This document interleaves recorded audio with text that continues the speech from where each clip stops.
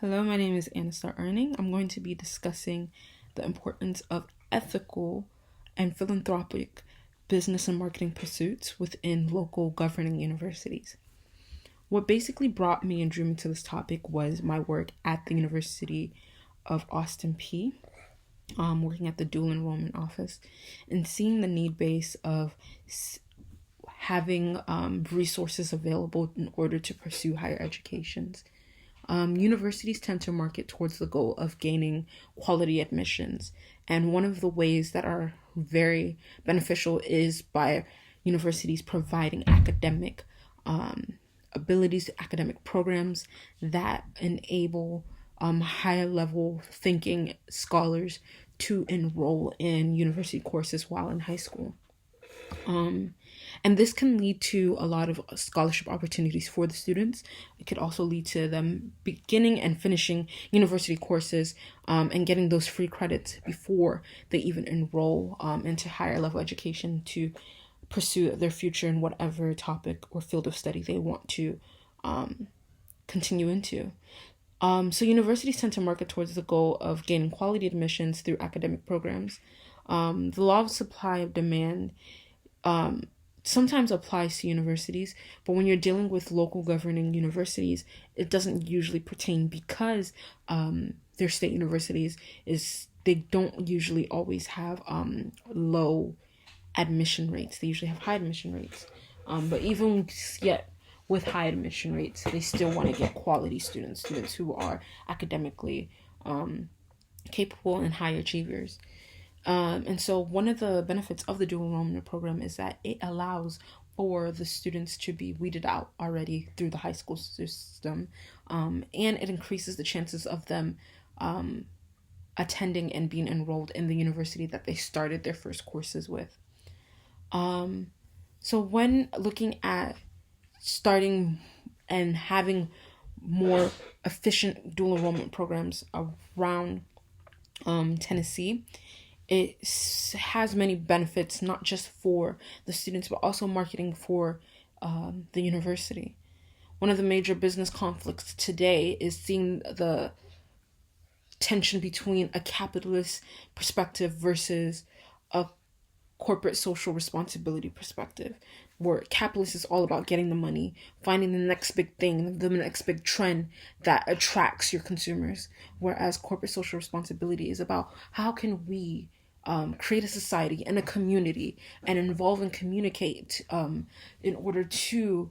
develop and improve our community and or university campus. And so I find that a lot of times when universities take a more social responsibility outlook, it's beneficial not just for those in need, but it's beneficial to create a better reputation and prestige for the local university. It also builds trust for the community because the community is seeing that the local governed university is making efforts to improve the education systems for higher education, especially for those who can't necessarily dish out $20,000-$40,000 for the students to go to college. And so with all of these efforts, we see that universities who are more focused on social responsibility, or USR, are involved in multidisciplinary integrated approach, and they encourage many different areas such as active citizenship, civil commitment, service to the community engagement, and outreach programs. So basically, when the university is seen doing these great actions that involve philanthropic efforts as well as efforts that make a difference without heavy costs to families, it also leads in the students being involved in these efforts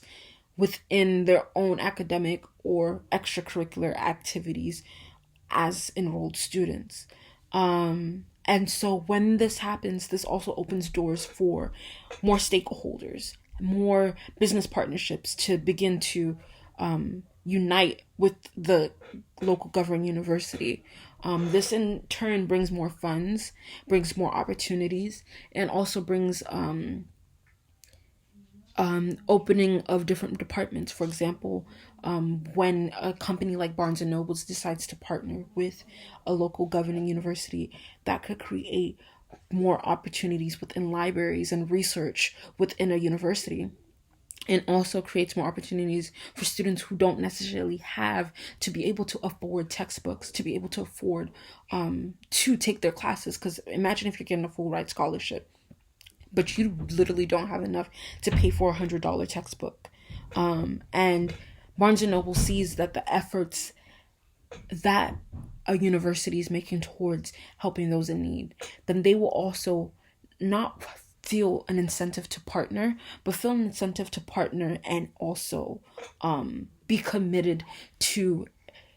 improving the community through their books, through their textbooks and their services, or maybe even opening a library under the university's partnership. So this entails with having a lot of memorandums of understandings with different corporations and business partnerships within a university. And so it's not just thinking about the ethical philanthropic works, partnerships with governments and grants and scholarships, but also thinking about the ethical partnerships with different businesses and corporations that could bring fulfillment and fruitfulness to the university as a whole. Public universities that market and communicate effectively have a lot of impact programs that go beyond the classroom walls. Effective early college and dual enrollment programs can transform the community around them, bringing more 2 or 4 year graduates into the workforce and into neighborhoods or even the community that they graduated from. So this does not only bring in the currency of great partnerships, but it's great social currency for the university. And somehow through social media, through public relations, they're able to build trust, build prestige, build community, build a better, safe and equal environment for the students. One of the ways of research and methodology to be able to calculate what the need base in America is to be able to look at the American Department of Education and see the percentages of students who are not able to afford university, who do not even look at that option.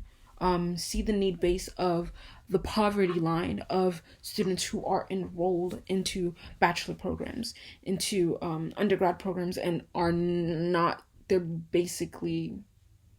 below the poverty line, and sometimes they stay in that poverty line and not even able to consider taking out student loans to even further their education. So this is one of the ways where dual enrollment and these programs come in, and these academic programs that help a lot of these students to even consider striving for their best potential. We can also see the statistics of the amount of students that become turnover students through the dual enrollment program that actually start off as dual enrollment students and end up graduating from the university they started their programs with. And so these statistics, these figures that show the success rates, that show the poverty lines, that show how many students who are high achieving, who are not even capable of affording, don't even think about considering those options, are so relevant and show the need base of this service. Now, currently, there are 46 states that do have dual enrollment programs within certain high schools around America. But there should be an increase. It should be all 50, and it should be in almost all the cities. Sometimes there are rural areas that might not have access to getting these programs or these universities connected to them. So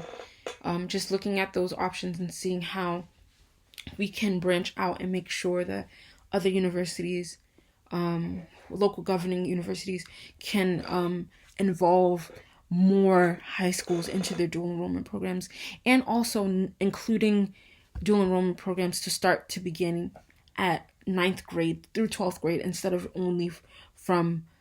junior to senior year. So if we're starting dual enrollment programs from freshman year, because there are really brilliant students that are able to take college courses from freshman year and successfully take them on till senior year, and might even be done with an associate's degree before they graduate high school. So just looking at those options of furthering the dual enrollment programs, furthering philanthropic pursuits of universities for a better tomorrow, and seeing how we can create programs that are multifaceted and not just creating great educational environments, but also having focus groups that talk about what to do when you graduate, what to do to start to work in the workforce of the field that you're studying or pursuing, how to build a resume, basically career building one-on-one focus groups and task force of university students coming to advise these high school students, providing snacks, providing food, and breaking bread to have those conversations in order to aid the students into their transition from adolescence, from teenage,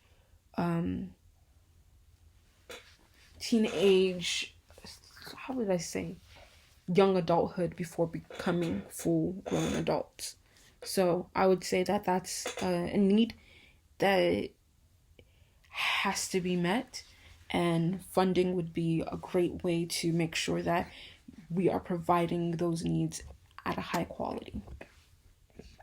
Thank you so much for listening to my presentation.